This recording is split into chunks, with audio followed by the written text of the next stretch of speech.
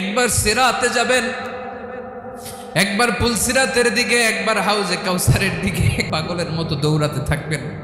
তার কোনো গুনাহগার উম্মত যাতে জাহান্নামে ঢুকে না যায়, সেদিন কেউ সুপারিশ করতে পারবে না বিশ্বনবী ছাড়া।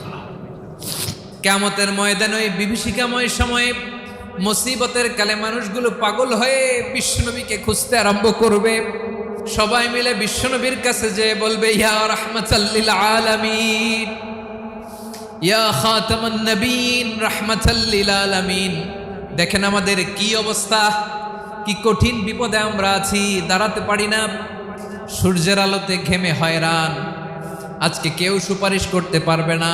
সব নবীরা অপারগতা স্বীকার করেছে, তারা বলেছে আপনি ছাড়া কেউ নাকি আল্লাহর সামনে দাঁড়াতে পারবেন না, আপনি একটু সুপারিশ করেন।